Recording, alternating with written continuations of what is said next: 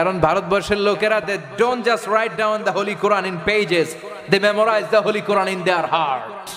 ভারতবর্ষের লোকেরা, বাংলাদেশ, ভারত, পাকিস্তানের জনগণেরা, তারা শুধু সাদা কাগজের ঠান্ডা ক্যানভাসে কোরআনকে লিপিবদ্ধ করে রাখে না, তারা সিনার ভেতরে আল্লাহর কোরআনকে হেফজ করে রাখে। এজন্য কোরআনকে যদি দূর করতে হয়, এই লক্ষ লক্ষ হাফেজে কোরআনকে হত্যা করে রক্তের গঙ্গা বইয়ে কোরআন দূর করতে হবে। তা না হলে ভারতবর্ষ থেকে কেউ কোরআনকে দূর করতে পারবে না। এজন্য এই কোরআনকে দূর করে দেওয়া অসম্ভব। চিল্লায় বলেন ঠিক কিনা? আমরা হচ্ছি বানি ইসমাইল। আমরা কি বানি ইসমাইল? এজন্য আমরা ইহুদি আর খ্রিস্টবাদের বিরুদ্ধে আমরা প্রতিদিন সালাতে দোয়াতে আল্লাহর কাছে বলি গায়রিল মাগদুবি আলাইহিম ওয়ালা, আল্লাহ মাগদুব আলাইহিম যারা ইহুদি তাদের পথ আমরা চাই না, ওয়ালা দাল্লিন যারা পথভ্রষ্ট তাদের পথ আমরা চাই না। আমরা ইসলাম নিয়ে শান্তিতে থাকতে চাই। চিল্লায় বলেন ঠিক কিনা? সাইয়েদনা ইব্রাহিমকে এভাবে আল্লাহ তাআলা একটার পর একটা মর্যাদার আসনে আসীন করলেন এবং সাইয়েদনা ইব্রাহিমকে আল্লাহ এত পছন্দ করতেন, উনার নামে আল্লাহর কোরআনের 114টা সূরার মধ্যে একটা সূরা আছে না নাই? সূরার নাম চিল্লায় কোন? আরো জোরে কোন? আলিফ লাম রা কিতাবুন আনজালনাহু ইলাইকা লিতুখরিজান নাসা মিনায-যুলুমাতি ইলান নূর। সুবহানাল্লাহ পড়েন। সূরা ইব্রাহিমের প্রথম আয়াত তেলাওয়াত করলাম। তার মানে উনার নামে কোরআন একটা সূরা দিয়েছে কে? আবার আমরা যে নিজেদেরকে মুসলমান বলে পরিচয় দিতে পছন্দ করি, আমাদেরকে মুসলমান হিসেবে নামকরণ করেছে কে? সাইয়েদনা ইব্রাহিম, মিল্লাতা আবিকুম ইব্রাহিম হুয়া সাম্মাকুমুল মুসলিমিন। আবার আল্লাহ বললেন, গোলাম তোমাদেরকে সাইয়েদনা ইব্রাহিম মুসলমান বলে নামকরণ করেছে। বিহি ওয়া নাতাওয়াক্কালু আলাইহি ওয়া নাউযু বিল্লাহি মিন শুরুরি আনফুসিনা ওয়া মিন সাইয়্যাতি আ'মালিনা মান ইয়াহদিহিল্লাহু ফালা মুদিল্লা লাহু ওয়া মান ইউদ্লিল ফালা হাদিয়া লাহু আই ফালান তাজিদ লাহু ওয়ালিয়াম মুরশিদা। ঠিক করে দাও। ونشهد أن لا إله إلا الله وحده لا شريك له والذي لا ضد له ولا ند له لا مثل له ولا مثيل له لا وزير له ولا كفيل له لا شبه له ولا شبيه له لا ولد له ولا والد له وهو الواحد الفرد الصمد لم يلد ولم يولد ولم يكن له كفوا أحد ونشهد أن سيدنا ونبينا وحبيبنا وبشيرنا ونذيرنا وطبيبنا وطبيب أرواحنا وحبيبنا وحبيب ربنا محمدا عبد الله ورسوله أرسله بالحق بشيرا ونذيرا وداعيا إلى الله بإذنه وسراجا منيرا. أما بعد فقد قال الله تعالى في كلامه المجيد وفي فرقانه الحميد أعوذ بالله من الشيطان الرجيم بسم الله الرحمن الرحيم وإذ ابتلى إبراهيم ربه ربه بكلمات فأتمهن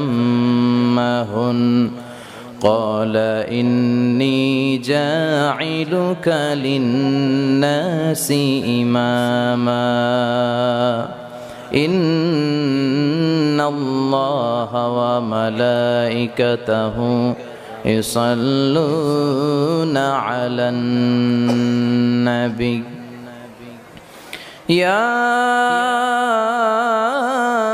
أيها الذين آمنوا صلوا عليه وسلموا تسليما اللهم صل على محمد وعلى آل محمد كما صليت على إبراهيم وعلى آل إبراهيم إنك حميد مجيد اللهم بارك على محمد وعلى آل محمد كما باركت على إبراهيم وعلى آل إبراهيم إنك حميد مجيد সকল প্রশংসার মালিককে সকল ক্ষমতার উৎসকে কেউ যেটা পারে না পারে কে কেউ যেটা দেখে না দেখে কে কেউ যেটা দেয় না দেয় কে সে আল্লাহর জন্য আমরা আওয়াজ করে সবাই পড়ছি আলহামদুলিল্লাহ সবাই পড়ি রব্বানা লাকাল হামদ হামদান কাসীরান তাইয়িবান মুবারাকান ফীহি ইয়া রাব্বি লাকাল হামদু কামা ইয়ানবাগি লিজালালি ওয়াজহিকা ওয়া আযীমি সুলতানিকা লাকাল হামদু বিল ঈমান লাকাল হামদু বিল ইসলাম লাকাল হামদু বিল কুরআন আমরা প্রশংসা করলাম কার সব সময় প্রশংসা করব কার খাওয়ার সময় ঘুমানোর সময় বাজার করার সময় ঘুষ দেওয়ার সময় ঘুষ দেওয়ার সময় আল্লাহর প্রশংসা করা যাবে খালি ঘুষ নেওয়ার সময় করা যাবে নাকি বিশ্বনবী বললেন আর রাশি ওয়াল মুরতাশি কিলাহুমা ফিন্নার আর রাশি ওয়াল মুরতাশি কিলাহুমা ফিন্নার যে ঘুষ দেয় যে ঘুষ নেয় উভয়ই জাহান্নামী আমরা কি জাহান্নামে যেতে চাই না জান্নাতে এতগুলো মানুষ জান্নাতে যেতে চান তার আওয়াজ এত ছোট চিৎকার করে বলতে হবে আমরা জান্নাতে যেতে চাই না জাহান্নামে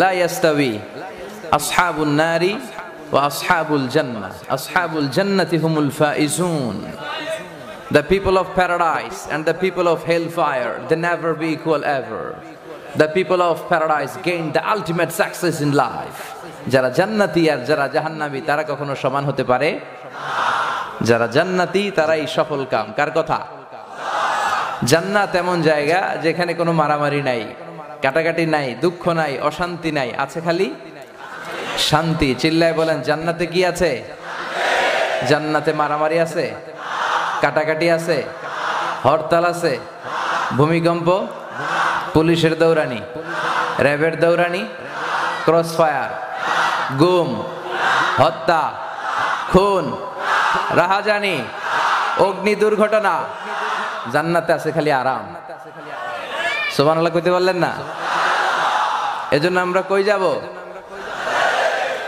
জান্নাতের মধ্যে অনেকগুলো ক্লাস আছে যে কোনো একটা জান্নাতে ঢুকলেই হবে না ঢুকতে হবে হায়ার ক্লাসের জান্নাতে ওটার নাম হচ্ছে জান্নাতুল ফিরদাউস আল আ'লা বিশ্বনবী ওইটাতে থাকবেন বিশ্বনবী কোনটায় থাকবেন আমরা থাকবো কই নবী এক জায়গায় উম্মত আরেক জায়গায় এটা মেনে নেওয়া যাবে বিশ্বনবী যেখানে আমরাও থাকবো এজন্য বিশ্বনবী বলেছেন ইযা সাআলতুমুল্লাহাল জান্নাহ ফাসআলুহুল ফিরদাউস আল্লাহর কাছে যখন তোমরা জান্নাত চাও ছোটটা চাইবা কেন আল্লাহর কি কম আছে বড়টাই চাও জান্নাতুল ফিরদাউস চাও সুবহানাল্লাহ পড়েন বিশ্বনবী বলেন হাদিসে কুদসিতে আল্লাহ ফরমান লাউ আন্না আউওয়ালাকুম ওয়া আখিরাকুম ওয়া ইনসাকুম ওয়া জিন্নাকুম কামু আলা সাঈদিন ওয়াহিদ, পৃথিবীর সব মানুষগুলো, সব জিনগুলো সবাই এক বিশাল প্রান্তরে দাঁড়িয়ে আল্লাহর কাছে একটার পর একটা চাহিদা আকুতি মিনতি যদি করতে থাকে যে আল্লাহ আমার এটা দাও, ওটা দাও, এটা লাগবে, ওটা লাগবে, আর আল্লাহ একটার পর একটা যদি মানুষকে দিতেই থাকে, সবও যদি দিয়ে দেয়, সবাইকে সব দিয়ে দেওয়ার পরেও আল্লাহ বলে তোদের সবাইকে সব দেওয়ার পরেও আমি আল্লাহর ধনভাণ্ডারের 1 ইঞ্চিও কমবে না। এজন্য কেউ যেটা দেয় না, দেয় কে? আমরা যদি সবাই জান্নাতুল ফেরদাউসে ঢুকি, আল্লাহর কোনো সমস্যা আছে? আল্লাহর কোনো কমতি হবে? আল্লাহর জবাবদিহি নেয়ার মতো ক্ষমতা কারো আছে? তিনি ফাআলুল লিমা ইউরিদ, যা ইচ্ছা তাই করতে পারেন। চিল্লায় পড়েন আল্লাহু আকবার।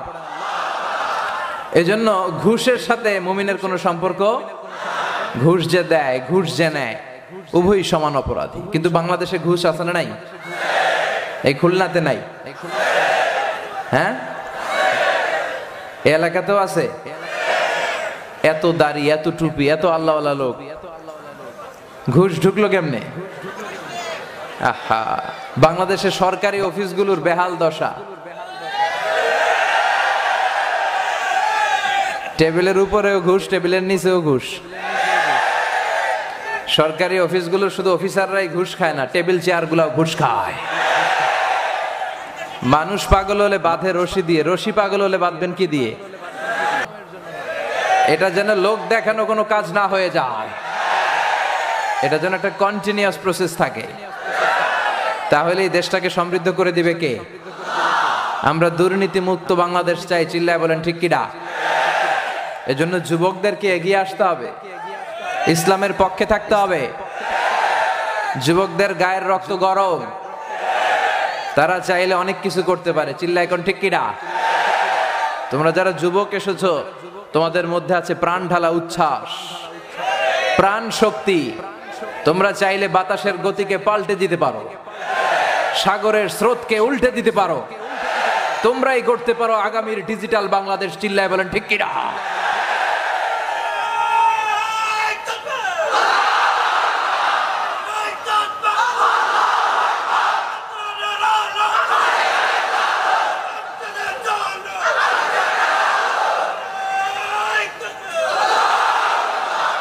ইদানিংকালে একটা সময় ছিল যুবকরা যাত্রাপালা, গানের কনসার্ট এগুলোর আয়োজন করত। এখন তার বিপরীতে যুবকরাই তাফসির মাহফিলের আয়োজন করে। এটা প্রমাণ করে এই দেশ থেকে ইসলামের আওয়াজকে বন্ধ করে দেয়া যাবে না, এটা অসম্ভব। আমি প্রায় বলি ইসলাম হচ্ছে চারা গাছের মতো। ইসলামের শত্রুরা ইসলামকে মাটির নিচে গেড়ে ফেলতে চায়, কিন্তু ওরা জানে না ইসলাম হচ্ছে চারা বীজের মতো। এটা মাটিতে গেড়ে দিলে কি হয়? শাখা প্রশাখা সহ উপরের দিকে ওঠে। এটার আওয়াজকে স্তব্ধ করে দেয়া যাবে? বিশ্বনবীর সময় থেকে আজ পর্যন্ত কেউ বন্ধ করতে পারে নাই, কিয়ামত পর্যন্ত পারবেও না। চিল্লায় এখন ঠিক কিনা? এটার ধর্মটাই এরকম। ইসলামের শত্রুরা চায় ওদের মুখের ফুৎকারে ইসলামের আলোকে নিভিয়ে দিবে। আল্লাহ বলে কিয়ামত পর্যন্ত, until the day of judgement, ইসলামের বিজয়কে আমি চিরকালের জন্য অটুট রাখবো। চিল্লায় বলেন ঠিক কিনা? গোটা বিশ্বব্যাপী এখন ইসলামের জয়গান। ইউরোপ আমেরিকাতে মুসলমানদের সংখ্যা বাড়তেছে দিন দিন। ধারণা করা হচ্ছে 2070 সালের ব্যবধানে ইউরোপ এবং আমেরিকাতে মুসলমানরা হয়ে যাবে সংখ্যাগরিষ্ঠ। 2100 সালের ব্যবধানে ইউরোপ আমেরিকায় খ্রিস্টান খুঁজে পাওয়া মুশকিল হয়ে যাবে। আমার এক বন্ধু থাকে আমেরিকার বাফেলো সিটিতে। ও বলল, আমরা যে মসজিদে নামাজ পড়ি, আগে এই মসজিদটা ছিল চার্চ, বুঝেন তো, গির্জা, খ্রিস্টানদের আবাদতগাহ। সে বললে আমেরিকার বিভিন্ন জায়গার চার্চগুলো ওরা বিক্রি করতে শুরু করেছে, আর এই গির্জাগুলো কিনে আমরা মসজিদ বানাতে শুরু করেছি। হাজার হাজার মসজিদ ইউরোপ আমেরিকাতে, আপনি অবাক হবেন। এজন্য যেই ধর্মের বাণীকে আল্লাহ নিজেই সমুন্নত করার ওয়াদা দিয়েছেন, সেই ধর্মকে কেউ ঠেকিয়ে রাখতে পারবে না। চিল্লায় বলেন ঠিক কিনা?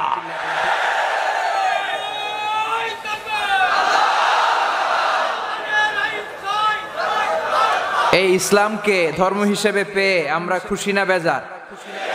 এজন্য প্রত্যেক সালাতের পরে আমরা বলি, অ্যানাউন্স করি, রাদিতু বিল্লাহি রাব্বা ওয়াবিল ইসলামি।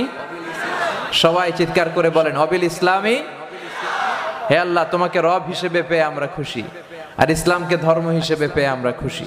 এজন্য ইসলামের পক্ষে থাকলেই লাভ। যারা ইসলামের পক্ষে থাকবে তাদের লাভ না লস? যারা ইসলামের বিপরীতে যাবে তাদের দিন, দুনিয়া, আখিরাত সবটাকে বরবাদ করে দিবে কে? আমরা যেন সবসময় ইসলামের পক্ষে থাকতে পারি, আল্লাহ তুমি তৌফিক দাও। সব সময় যেন দুর্নীতির বিরুদ্ধে অবস্থান করতে পারি, তৌফিক দাও। সব সময় যেন হকের পক্ষে থাকতে পারি, আল্লাহ তুমি তৌফিক দাও। আজকের এত বড় গ্যাদারিংটাকে, এত বড় মাহফিলের অ্যারেঞ্জমেন্টকে আল্লাহ তুমি আমাদের নাজাতের ওয়াসিলা বানাও। আজকে এই আকিজ ফাউন্ডেশনের আয়োজনে, আজকের এই চমৎকার রজনীতে, যে চমৎকার পরিবেশে আমরা একটা কনফারেন্স রুমের মতো দেখা যাচ্ছে, it's look like a conference room, seminar hall. তো জান্নাতেও যেন আমরা এইভাবে একটা সেমিনার হলে একসাথে বসতে পারি, আল্লাহ তুমি তৌফিক দাও। বেজের ডাঙ্গা আকিজ ফাউন্ডেশন ময়দান, বেজের ডাঙ্গা, ফুলতলা, খুলনা, 3 দিন ব্যাপী এই বিশাল তাফসিরুল কোরআনের প্রোগ্রাম। আজকে হচ্ছে প্রথম রজনী। আজকে আমার আগে কথা বলেছেন মুফতি মুর্তাজা হাসান ফয়েজি, খতিব, গুলশান জামে মসজিদ, ঢাকা। চমৎকার কথা বলেছেন, অল্প কিছু শুনলাম। উনি যা বললেন আমরা যেন আমল করতে পারি, আল্লাহ তৌফিক দাও। আগামীকাল কথা বলবে অধ্যাপক ডক্টর মোহাম্মদ ফয়জুল হক, শাহজালাল বিজ্ঞান ও প্রযুক্তি বিশ্ববিদ্যালয়, সিলেট। চমৎকার কথা বলেন। আগামীকাল আসবেন তো আপনারা? শেষ রজনীতে কথা বলবে মুফতি মোহাম্মদ আমির হামজা, কুষ্টিয়া। চমৎকার কথা বলে। শেষ দিনে আপনারা আসবেন তো? অনেক বড় প্রোগ্রাম। আমি দেখলাম যে মোহতারাম মুমিন ভাই আমাকে ঘুরিয়ে ঘুরিয়ে দেখালো যে এখানে পানির ব্যবস্থাপনা করা হয়েছে। পানি খাওয়ানো কিন্তু অনেক সওয়াবের কাজ। হজের সময় পানি খাওয়ানোর জন্য আরব লোকেরা পাগল হয়ে যায়। এটা অনেক বড় সওয়াবের কাজ, পানি খাওয়ানো। মেডিকেল টিম আছে দেখলাম আদ-দ্বীন হসপিটালের পক্ষ থেকে। সিকিউরিটি ডিপার্টমেন্ট দেখলাম খুব স্ট্রং। নারীদের জন্য অনেকগুলো জায়গায় এলইডি মাইক্রো প্রজেক্টর দিয়ে তাদেরকে কথা শুনবার ব্যবস্থা করে দেয়া হয়েছে। আমি সবসময় বলি যে নারীদেরকে সুযোগ করে দেয়া দরকার খুব বেশি, তাহলে এটা আমাদের জন্য কল্যাণকর। আজকের এই প্রোগ্রামের সার্বিক ব্যবস্থাপনায় আছে ডাক্তার শেখ মহিউদ্দিন, নির্বাহী পরিচালক আদ-দ্বীন আকিজ গ্রুপ। আমি ওনাকে দেখিনি, ওনার অনেক নাম শুনলাম। এই এলাকার সর্বপ্রথম ডাক্তার, গণমানুষের একজন ডাক্তার। অনেক ফ্রি তিনি চিকিৎসা দিয়েছেন মানুষকে, এবং আদ-দ্বীন হসপিটালের তিনি নির্বাহী পরিচালক। আল্লাহ শেখ মহিউদ্দিন ভাইকে তুমি ইসলামের জন্য কবুল করো।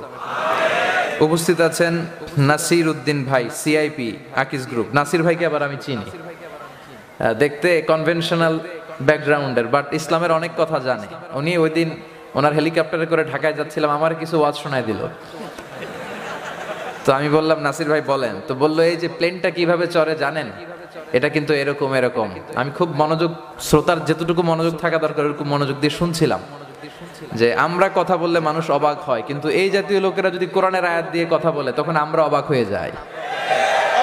আমাকে বলছিল যে আল্লাহ যদি এই হেলিকপ্টারটাকে বশীভূত করে না দিত, আমরা বশীভূত করতে পারতাম না। এই পুরো মেকানিজমটা আল্লাহ আমরা খেলি, এই বাতাসের বিপরীতে আমরা কপ্টারটাকে শূন্যে ভাসিয়ে বেড়াই। তো এরকম চমৎকার চমৎকার কথা বললো। এগুলো থেকে বুঝলাম যে ওনার আব্বাজান মরহুম শেখ আকিজউদ্দিন সাহেব, উনি খুব ধর্মপরায়ণ লোক ছিলেন, এবং ওনাদের কোম্পানিতে দেখলাম যে মসজিদে দার্সের ব্যবস্থা থাকে প্রায়। সুবহানাল্লাহ, আলহামদুলিল্লাহ, এরকম সুন্দর সুন্দর তাসবিহগুলো লেখা। আল্লাহ আমাদের নাসির ভাইকে তুমি ইসলামের জন্য কবুল করো। আমাদের প্রিয় মমিন ভাই, ইসলামের জন্য নিবেদিত প্রাণ, আজকে খুশি হয়ে আমাকে এই যে এটা গিফট করেছে, বলে যে আপনার কোটি খুলেন, আমার কোটি পড়েন। তো কি আর করা, ওনার মেহমান, তো ওনার কোটি পড়ে আসলাম। আল্লাহ আমাদের মুমিন ভাইকেও তুমি ইসলামের জন্য কবুল করো। জাগ্রত কবি আল্লামা মুহিব খান আগামীকাল আসছে, তাই না? আর আজকে অ্যাডভোকেট রুকনুজ্জামান সহ আর অনেকে সঙ্গীত পরিবেশন করেছে। যারাই এই প্রোগ্রামের সাথে জড়িত, আল্লাহ সবাইকে তুমি কবুল করো।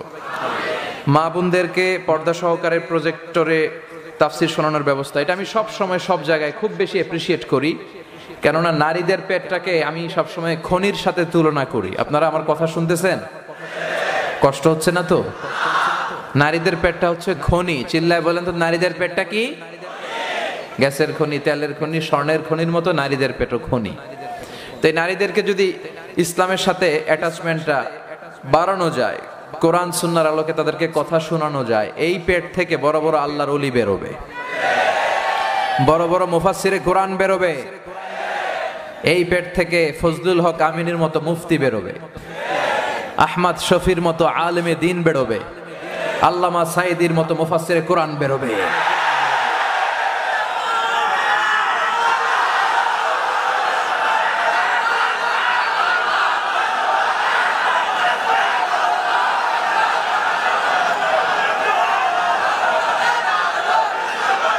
নারীদের পেটটা হচ্ছে খনি। এই নারীদেরকে যত্ন নিলে এদের পেট থেকে বেরোবে আলেমে দিন, মুফাসসিরে কোরআন, হাফেজে কোরআন, দেশপ্রেমিক আল্লাহওয়ালা লোক। আর যদি নারীদেরকে কোরআন সুন্নাহর আলোকে যত্ন না নেই, তাদেরকে যদি আমরা জি বাংলা দেখতে দেই, কথা বলেন, খুলনায় তো জি বাংলা চলে না, স্টার জলসা, কিরণমালা, এগুলো যদি আমরা দেখতে দেই, তাহলে এই একই নারীর পেট থেকে বড় বড় ডাকাত বেরোবে, টেন্ডারবাজ, চাঁদাবাজ বেরোবে, দুর্নীতিবাজ বেরোবে, দেশের টাকা 10-এর টাকা মেরে যারা বিদেশে পাচার করে দিবে এরকম ডন বেরোবে। এজন্য নারীদেরকে ইসলাম শেখানো খুব জরুরি।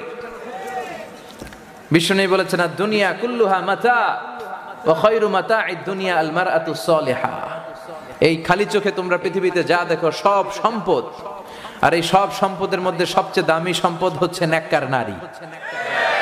সুবহানাল্লাহ পড়বেন না? এজন্য নারীদেরকে যেন আমরা ইসলাম শিখাই, নারীদেরকে যেন আমরা কোরআন শিখাই। বিশ্বনবী বলতেন, খবরদার নারীদেরকে গালি দিও না, আমি বিশ্বনবী নারীদের পিতা। আল্লাহ কোন ছেলে সন্তান আমার বাঁচায় রাখে নাই। 4 জন কন্যা সন্তান বেঁচে ছিল বিশ্বনবীর। মুহাম্মদ রাসূলুল্লাহ সাল্লাল্লাহু আলাইহি ওয়াসাল্লাম ছেলে সন্তানের পিতা হতে পারলেন না। যারা আসলো আল্লাহ নিয়ে গেলেন, রাখতে দিলেন না, থাকতে দিলেন না। আব্দুল্লাহ, কাসেম, ইব্রাহিম, 3টা ছেলে ছিল, 3টাকে ছোটবেলা উঠিয়ে নিলেন কে? কন্যা সন্তানরা বেঁচে ছিল, ফাতিমা, জাইনাব, রুকাইয়া, উম্মে কুলসুম। ফাতিমা রাদিয়াল্লাহু তাআলা আনহাকে বিশ্বনবী সবচেয়ে বেশি ভালোবাসতেন। বলতেন, ফাতিমা তু বিদউম মিন্নি, ফাতিমা আমার কলিজার টুকরা। যে ফাতিমারে কষ্ট দেয় সে আমারে কষ্ট দেয়, যে ফাতেমাকে আনন্দ দেয় সে আমি বিশ্বনবীকে আনন্দ দেয়। বিশ্বনবী কোন সফরে বেরোলে সব শেষে ফাতেমা রাদিয়াল্লাহু তাআলা আনহার সাথে দেখা করে বেরোতেন। আবার লম্বা সফর শেষ করে ঘরে এসে সবার আগে ফাতেমার সাথে দেখা করতেন। সুবহানাল্লাহ পড়বেন না? আবার বিশ্বনবী বলেছেন, যাদের প্রথম কন্যা সন্তান মেয়ে তাদের ঘরটা বরকতময়। প্রথম সন্তান কন্যা আছে কার কার? দেখি হাত তোলেন তো। আপনাদের দলে আমি আছি ইনশাআল্লাহ। আপনারা আছেন? আলহামদুলিল্লাহ, আলহামদুলিল্লাহ। আল্লাহ তুমি কবুল করো। আপনার 3 মেয়ে? হ্যাঁ, 3 daughters। জামাল উদ্দিন, জামিল উদ্দিন ভাই, উনিও আকিদ সাহেবের ছেলে। মাশাআল্লাহ, আল্লাহ জামিল ভাইকেও তুমি কবুল করো। তো এজন্য কন্যা সন্তান অনেকে আছে, ছেলে হলে খুব আনন্দ পায়, আছে না নাই? এরকম ডাকাত বোধহয় খুলনায় নাই, আছে? ছেলে হলে পাড়ায় মিষ্টি খাওয়ায়, বিরিয়ানি খাওয়ায়, কিন্তু মেয়ে হলে চেহারাটা বাংলা পাসের মতো, ও এর মতো হয়ে যায়, আছে না নাই? এমনটা যেন না হয়। ছেলেও দেন আল্লাহ, মেয়েও দেন আল্লাহ। চিল্লায় বলেন, কে দেন? ছেলে দেয় কে? মেয়ে দেয় কে? ছেলে মেয়ে দুইটাই দেয় কে? আবার ছেলেও দেয় না, মেয়েও দেয় না, তিনি কে? এজন্য আমরা তার কাছে যাব। মাজারে যেয়ে চাওয়া যাবে না। মাজারে যেয়ে চাওয়া যাবে? দো দিল বান্দা কালমা চোরে, না পায় শ্মশান না পায় ঘোর, দিন থাকিতে আয়রে পথে ছাইড়া দে ভণ্ডামি, ভণ্ডামি, ভণ্ডামি, ভণ্ডামি, ছাইড়া দে ভণ্ডামি। ঠিক কি না? নামাজ নাই, রোজা নাই, মাজারের ব্যবসা করে। দেখবেন এদের নামাজ রোজা কিচ্ছু লাগে না, চুলে জট পেকে থাকে, মাথার মধ্যে লাল শালু। এমনও পীর এই দেশে আছে, এদেশে তো পীরের অভাব নাই। আমাদের দেশে যত পীর আছে পৃথিবীর অনেক দেশের জনসংখ্যাও তত না। কথা বলেন। নামাজ নাই, রোজা নাই, চুলে জট পাকিয়ে রাখে। এমনও পীর আছে শুনেছি বছরে নাকি একবার গোসল করে, আর ওই গোসলের পানি মুরিদরা সব বরকতের আশা খায় ফেলায়। নাউজুবিল্লাহ পড়তে পারলেন না? এই ভণ্ডামির সাথে আমাদের কোনো সম্পর্ক আছে? আমরা চাইবে একজনের কাছে, তিনি কে? নাকি খাজা বাবার কাছে যাবেন? কেউ ফিরে না খালি হাতে, খাজারে তোর দরবারেতে। বলা যাবে? খাজার দরবার থেকে খালি হাতে ফিরে না? দামি ঘড়ি পরে গেছে, ঘড়ি চুরি হয়ে গেছে, এখন খালি হাতে ফিরে। দামি জুতা পড়ে গিয়েছে, জুতা চুরি হয়ে যায়, খালি পায়ে ফিরে। এরকম আছে না নাই? একটা দরবার থেকে কেউ খালি হাতে ফিরে না। দরবারটা কার? কেউ ফিরে না খালি হাতে, আল্লাহরে তোর দরবারেতে। সবাই বলেন, কেউ ফিরে না আল্লাহরে তোর দরবারেতে। এমন দরবার যখনই চাইবেন, যখনই হাত পাতবেন, তিনি আছেন না নাই? এজন্য আমরা বিপদে আপদে, সকালে বিকালে, শীতকালে গ্রীষ্মকালে একজনের কাছে চাইবো, তিনি কে? আমরা সবসময় যেন আল্লাহর কাছে চাইতে পারি। আল্লাহ তুমি তৌফিক দাও। আমি আমার খুতবার শুরুতে সূরাতুল আল-বাকারার আয়াত থেকে তেলাওয়াত করেছি। এই আয়াতের আলোকে কিছু কথা আমরা শুনবো। আওয়াজ করে পড়েন ইনশাআল্লাহ। আমরা এই তাফসিরুল কোরআনের মধ্যে একটা বই থেকেই কথা বলি। আমাদের সিলেবাস একটাই। বলেন তো সিলেবাসটার নাম? এই কোরআনে কোনো ভুল আছে? সন্দেহ আছে? সংশয় আছে? এই কোরআনটাকে একজন ডাচ পলিটিশিয়ান গালি দিয়েছিল পয়জন বলে। সে বলেছিল কোরআন ইজ এ পয়জন, কোরআন নাকি একটা বিষ। আর সে ইসলামকে বলেছিল ইসলাম ইজ এ লাই, ইসলাম একটা মিথ্যা ধর্ম। কিন্তু আল্লাহর কি মেহেরবানি, গত 3 সপ্তাহ আগে ওই ডাচ পলিটিশিয়ান কালিমা পড়ে মুসলমান হয়েছে। এরকম গোটা বিশ্বব্যাপী আপনি দেখবেন যে অনেক সেলিব্রিটিরা, নেলসন ম্যান্ডেলার নাতির ঘটনা আমরা জানি, ম্যান্ডেলা কালিমা পড়ে মুসলমান। খোদ আমেরিকার ইয়ুথ মিনিস্টার জসুয়া ইভান্স কালিমা পড়ে মুসলমান। অনেক ক্রিকেট তারকা, অনেক ডান্সার, অনেক সেলিব্রিটি এরা কালিমা পড়ে মুসলমান হয়। টনি ব্লেয়ারের আপন শালিকা লরেন বুথ একজন মিডিয়া কর্মী, সেও কালিমা পড়ে মুসলমান। এরকম কালিমা পড়ে মুসলমান হওয়ার হিড়িক গোটা বিশ্বে আছে না নাই? এই কোরআনটা এমন কিতাব, যে কিতাবে কোনো ভুল নাই। অনেকে না বুঝে এটাকে পয়জন বলে, এটাকে লাই বলে, কিন্তু যখন বুঝ আসে তখন কোরআনের প্রেমে প্রেমিক হয়ে যায়। সুবহানাল্লাহ পড়েন। আল্লাহ বললেন, this is the book, the most authentic and original book in the world, whereof there is no doubt in it and a guidance to those who are muttaqin। এটা এমন বই যে বইয়ে কোনো ভুল নাই, কোনো সন্দেহ নাই। মুত্তাকিনদের জন্য এই বইটাকে গাইডলাইন করে পাঠিয়েছে কে?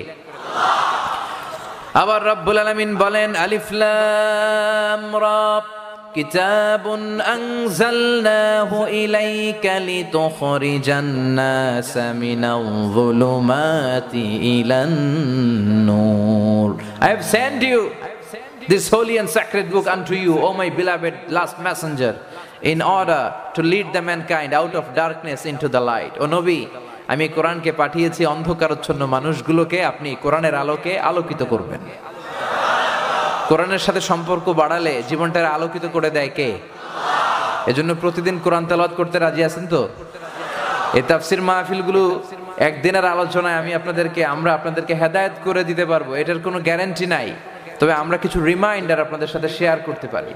This is the first and foremost reminder যে আমাদেরকে কোরআনের সাথে সম্পর্ক বাড়াতে হবে। প্রতিদিন যেন আমরা কোরআন তেলাওয়াত করি, প্রতিদিন যেন কোরআনের অনুবাদ পড়ি, মাতৃভাষায় যেন কোরআনটাকে বুঝি। পড়তে রাজি আছেন তো?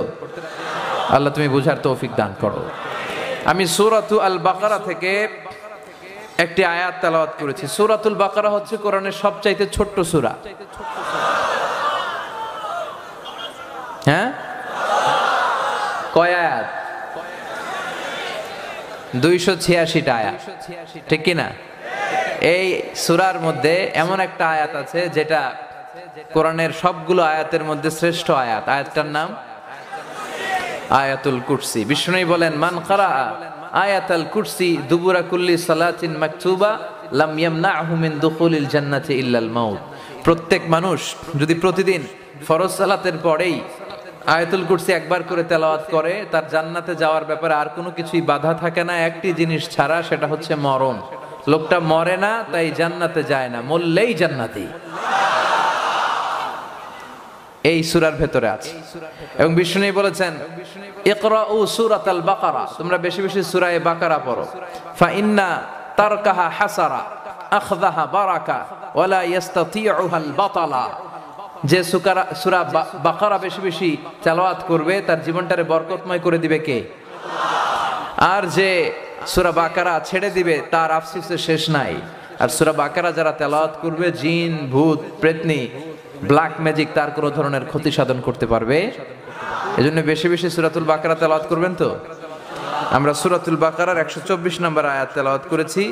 এই আয়াতে আল্লাহ তাআলা সৈয়দনা ইব্রাহিম আলাইহিস সালামকে কি পরীক্ষা নিয়েছিলেন এবং এই পরীক্ষায় উত্তীর্ণ হওয়ার কারণে কি পুরস্কার দিয়েছেন সেটা ডিরেক্টলি বর্ণনা করেছেন। চিল্লায় পড়েন আল্লাহু আকবার। রব্বুল আলামিন বলেন, ওয়া ইয বিতালা ইব্রাহিমা রাব্বুহু বিকালিমাতিন ফাআতাম্মাহুন্না ক্বালা ইন্নী জাইলুকা লিন-নাসি ইমামা। আল্লাহ বললেন, নবী স্মরণ করুন সেই সময়ের কথা যখন আমি আমার খলিল ইব্রাহিমকে পরীক্ষা করেছিলাম অনেকগুলো বিষয়ে, আর প্রতিটা পরীক্ষায় সাইয়েদনা ইব্রাহিম উত্তীর্ণ হয়েছে। প্রতিটি পরীক্ষায় তিনি সাইয়েদনা ইব্রাহিমকে সফল পেয়েছেন, প্রতিটি পরীক্ষায় তিনি সাকসেসফুলি সফলতা অর্জন করেছেন। চিল্লায় পড়েন আল্লাহু আকবার। আল্লাহ বললেন, আর ফলাফল স্বরূপ আমি ঘোষণা দিলাম, ইব্রাহিম তোমার আমি গোটা বিশ্বের নেতা বানিয়ে দিলাম, leader of the all human being on earth. এই পৃথিবীতে যারা আছে সবার নেতা হচ্ছে সাইয়েদনা ইব্রাহিম। সুবহানাল্লাহ পড়েন। নেতৃত্ব, যোগ্যতা, লিডারশিপ এমনি এমনি আসে না, নেতা এমনি হওয়া যায় না। নেতা হতে হলে পরীক্ষায় উত্তীর্ণ হতে হয়। চিল্লায় বলেন ঠিক কিনা? একটার পর একটা পরীক্ষা আল্লাহ তাআলা সাইয়েদনা ইব্রাহিমের কাছ থেকে নিয়েছেন। আগুনের মধ্যে স্বর্ণ পুড়িয়ে যেমনি স্বর্ণকে খাঁটি বানানো হয়, তেমনি পুড়িয়ে পুড়িয়ে আল্লাহ তাআলা সাইয়েদনা ইব্রাহিমকে পরীক্ষা করেছেন, কষ্টি পাথর দিয়ে যাচাই করেছেন। প্রতিটি পরীক্ষায় নিজেকে প্রমাণ করে করে সাইয়েদনা ইব্রাহিম আলাইহিস সালামের এই মর্যাদার আসনে আসীন হতে হয়েছে। চিল্লা এখন ঠিক কিনা? আল্লাহ বিশ্ব নবীরে সান্ত্বনা দিচ্ছেন, নবী এই যে মাক্কি জীবনে আপনার উপর এত আযাব, এত অত্যাচার, এত পরীক্ষা, এই পরীক্ষাগুলো শুধুমাত্র কেবলমাত্র আপনার উপরই চলছে এমনটা আপনি ভাববেন না। আপনার পিতা সাইয়েদনা ইব্রাহিমের উপরে এই পরীক্ষা ছিল কি ছিল না? সাইয়েদনা ইব্রাহিমের উপরও এই পরীক্ষা ছিল। লোকেরা আপনারে পাগল বলে গালি দেয়, মক্কায় আপনারে পাগল বলে গালি দেয়, আপনারে গণক বলে গালি দেয়, আপনাকে কবি বলে গালি দেয়। একটার পর একটা গালি, একটার পর একটা ট্যাগ আপনার উপর লাগাতে থাকে তারা। এটা সুন্নাতুল্লাহ, এটা আল্লাহর সুন্নাত। পৃথিবীতে যারাই ইসলামের পক্ষে কথা বলবে, ইসলামের বিপক্ষ শক্তিরা তাদেরকে গালমন্দ করবে। চিল্লায় বলেন ঠিক কিনা? বিশ্বনবীকে যেমনি গালমন্দ করতো, এখনো এই গালমন্দ আছে না নাই? তবে গালি দেওয়ার ভার্সন চেঞ্জ হয়েছে। কথা কন। বিশ্বনবীরে বলতো কবি, বিশ্বনবীরে বলতো গণক, বিশ্বনবীকে বলতো পাগল, কিন্তু এখন আম করে ডাক দেয় কাঠমোল্লা বলে। এখন আমাদেরকে গালি দেয় রাজাকার বলে, এখন আমাদেরকে গালি দেয় যুদ্ধাপরাধী বলে। গালি কিন্তু ঠিকই আছে, গালি মিস নাই। আপনি কোরআনের কথা বলবেন আর আপনি গালি শুনবেন না, আপনার পুরো জীবনে কোনো ঝুঁকি আসবে না। সবাই আপনারে হাততালি দিবে আর রেড কার্পেট রিসিপশন দিবে, এটা হবে না। চিল্লায় বলেন ঠিক কিনা? মক্কার জমিনে যখন বিশ্বনবী দাওয়াত দিয়েছেন, এমন কোন অত্যাচার নাই যেটা বিশ্বনবীর উপর হয় নাই। বিশ্বনবীকে পিটানো হয়েছে, বিশ্বনবীর গায়ে পাথর মারা হয়েছে। 3 বছর বিশ্বনবী শিয়াবে আবি তালেবের জেলখানায় বন্দী থেকেছে। এজন্য জেল, জরিমানা, অত্যাচার, ফাঁসি এগুলোকে মুমিন থোড়াই কেয়ার করে। চিল্লায় বলেন ঠিক কিনা? মুমিন জানে আল্লাহর দেওয়া ওয়াদা, ওয়ালা তাহিনু ওয়ালা তাহজানু ওয়া আনতুমুল আ'লাউনা ইন কুনতুম মুমিনিন। আল্লাহ বলে ভয় পেও না, never lose hope, never be frustrated. আশাহত হও না, আশা ছেড়ে দিও না, বিজয় তোমাদেরই হবে যদি তোমরা মুমিন হতে পারো। তবে ঈমানটা হতে হবে পাকা ঈমান, যে ঈমান প্রয়োজনে বারুদের মতো জ্বলে ওঠে। চিল্লায় বলেন ঠিক কিনা? যে ঈমানে প্রয়োজনে জ্বলে ওঠে না, যে ঈমান সত্য ন্যায়ের কথা বলে না, যে ঈমানে প্রয়োজনে জ্বলে ওঠে না, যে ঈমান সত্য ন্যায়ের কথা বলে না, যে ঈমান ময়দানে নাই, যে ঈমান বাস্তবে নাই, মুখে শুধু ফাঁকা বলি, কি করে তারে বলো ঈমান বলি, কি করে তারে বলো ঈমানে বলি, কি করে তারে বলো ঈমানে বলি। ঠিক কি না? যে ইমান দিন কায়েমের আন্দোলনের ধার ধারে না, যে ইমান লেবাসধারী কোরআন হাদিস তাও পড়ে না, যে ইমান খাজার নামে মাজার গড়ে ফুলুস কামায়, যে ইমান শিরকিয়াতের আমল করে ভীত না হয়, যে ইমান ইমানে ভুলে নাস্তিকতার মঞ্চে ওঠে, যে ইমান বাতিল মতের দোসর হয়ে ফায়দা লুটে, যে ইমান শুধুই কেবল খায় দায় আনন্দ করে, যে ইমান দেখে না যে ফিলিস্তিনে ভাইরা মরে, যে ইমান বাস্তবে নাই, যে ইমান অন্তরে নাই, মুখে শুধু ফাঁকা বলি, কি করে তারে বলো ইমান বলি, কি করে তারে বলো ইমান বলি, কি করে তারে বলো ইমানে বলি। চিল্লায় বলেন ঠিক কিনা? ইমানের পরীক্ষা দেয়া লাগবে, ইমানের পরীক্ষার নাজরানা পেশ করতে হবে, স্যাক্রিফাইস করার মানসিকতা রাখতে হবে সাইয়েদনা ইব্রাহিমের মতো। চিল্লায় বলেন ঠিক কিনা? এজন্য আল্লাহ ডেকে বলে তোমাদের কোনো ভয় নাই, তোমাদের কোনো বিপদ নাই, বিজয় তোমাদের হবে যদি তোমরা মুমিনের মতো মুমিন হতে পারো। আল্লাহ বললেন ইয বিচালা ইব্রাহিম রাব্বুহু বিকালিমাতিন ফাআতাম্মাহুন্না ক্বালা ইন্নী জাইলুকা লিন-নাসি ইমামা। আল্লাহ বললেন নবী ভয় পাবেন না, চিন্তিত হবেন না, সাহারাবেন না, বিপদ আর পরীক্ষা শুধু আপনার উপরে আসে নাই, আপনার পিতা সাইয়েদনা ইব্রাহিমকে অনুরূপ ভাবে আমি পরীক্ষা নিয়েছি। আসাদুন নাসি বালাআন আল আম্বিয়া, এই পৃথিবীতে সবচেয়ে বেশি পরীক্ষা নেওয়া হয় নবীদের, সুম্মাল আমসাল ফাল আমসাল, এরপরে সিদ্দিকিনদের, এরপর শাহাদাদের, এরপর সলিহিনদের। যে ব্যক্তি আল্লাহর কাছে যত বেশি প্রিয় তার এই পৃথিবীর বুকে পরীক্ষাটাও তত বেশি। চিল্লায় বলেন ঠিক কিনা? তার পরীক্ষাও বেশি। সম্মান বাড়িয়ে দেওয়ার জন্য আল্লাহ পরীক্ষা নেন। আল্লাহ বিশ্বনবীর সান্ত্বনা দিয়ে বললেন নবী খবরদার, আপনি আশাহত হবেন না, সাইয়েদনা ইব্রাহিমকে আমি পরীক্ষা নিয়েছি। আর প্রতিটা পরীক্ষায় সাইয়েদনা ইব্রাহিম আলাইহিস সালাম গোল্ডেন এ প্লাস। কি পাইছে? জিপিএ, কথা বলেন, জিপিএ 5 পেয়েছে, গোল্ডেন এ প্লাস পেয়েছে, গ্লোবাল অ্যাওয়ার্ড পেয়েছে আল্লাহর কাছ থেকে। আর খুশি হয়ে বলেন ইব্রাহিম, আল্লাহ তাআলা খুশি হয়ে ঘোষণা করলেন ইব্রাহিম একটার পর একটা পরীক্ষা তোমার নিলাম, প্রতিটা পরীক্ষায় তুমি সফলতার সাথে কৃতকার্য হলে এর ফলাফল হিসেবে আমি তোমাকে গোটা বিশ্বের সবার জন্য নেতা বানিয়ে দিলাম। আল্লাহ put Sayyidina Ibrahim in some tests and trial, and Sayyidina Ibrahim successfully overcome all the tests.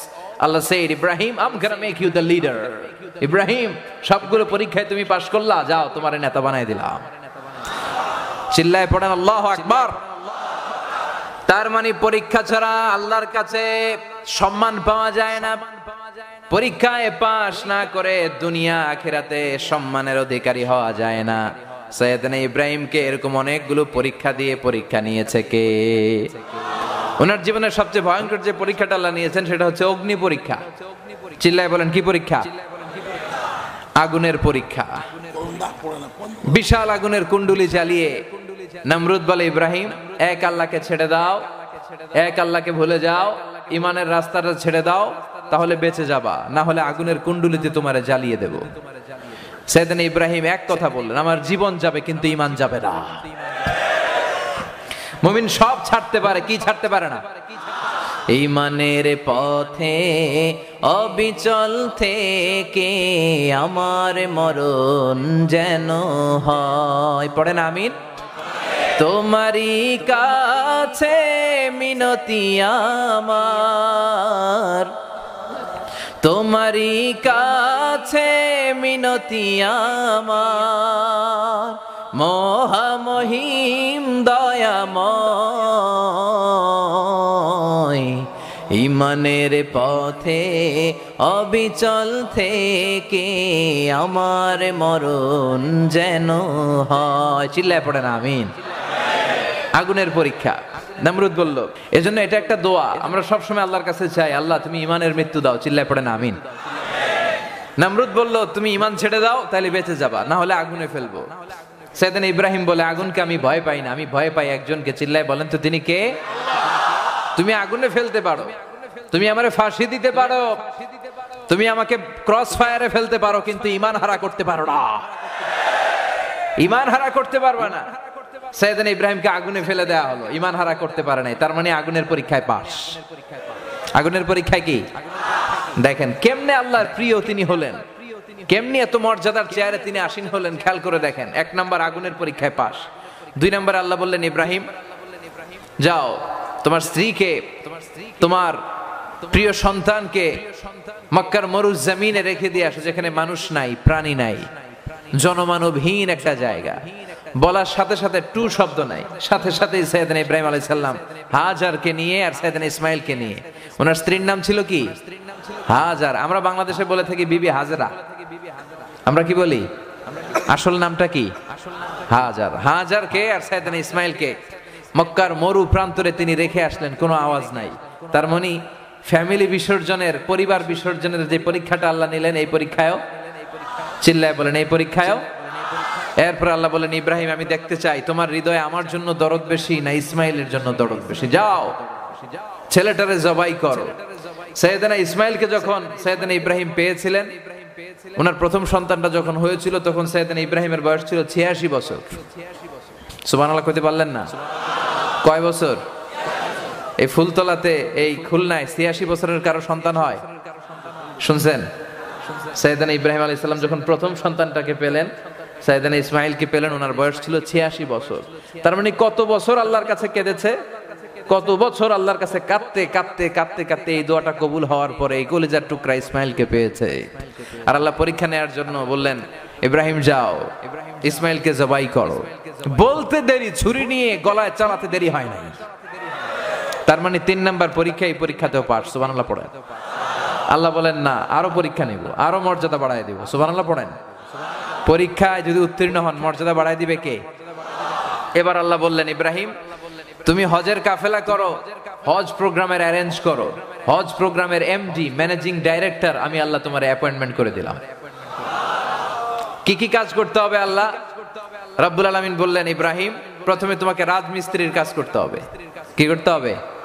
وَإِذْ يَرْفَعُ إِبْرَاهِيمُ الْقَوَاعِدَ مِنَ الْبَيْتِ وَإِسْمَاعِيلُ رَبَّنَا تَقَبَّلْ مِنَّا إِنَّكَ أَنْتَ السَّمِيعُ الْعَلِيمُ। সাইয়েদনা Ibrahim, সাইয়েদনা Ismail মিলে রব্বুল আলামিন অর্ডার করার সাথে সাথে বাপ বেটা মিলে রাজমিস্ত্রির কাজ শুরু করে দিলেন। সুবহানাল্লাহ পড়েন। তার মানে রাজমিস্ত্রির পরীক্ষায়ও পাস। উনি যখন কাবা ঘর বানাতে লাগলেন, বানাতে বানাতে আর নাগাল পায় না, বলে আল্লাহ আর তো নাগাল পায় না। আল্লাহ বলে এই পাথর দিয়ে দিলাম, এটার উপরে দাঁড়াও। এটার উপরে দাঁড়ানোর সাথে সাথে যতটুকু উপরে যাওয়া দরকার পাথরটা অটোমেটিক্যালি উপরের দিকে উঠে যায়, নিচে নামা দরকার অটোমেটিক্যালি পাথরটা নিচের দিকে নেমে যায়। চিল্লায় পড়েন আল্লাহু আকবার। কাবা ঘর বানানো শেষ। আল্লাহ এখন কি করব? হজ প্রোগ্রামের অ্যারেঞ্জমেন্টের জন্য আল্লাহ বললে এবার বাপ বেটা মিলে ঝাড়ুদারের চাকরি করো। কিসের চাকরি? তাহহিরা বাইতিয়া লিত-তাইফিনা ওয়াল-আকিফিনা ওয়ার-রুকআইস সুজুদ। মসজিদেরি ঝাড়ু বারদার ও কামারে হাত শোনো আমার মুনাজাত, শোনো শোনো ইয়া ইলাহি আমার মুনাজাত, শোনো আমার মুনাজাত। চিল্লায় পড়েন আমিন।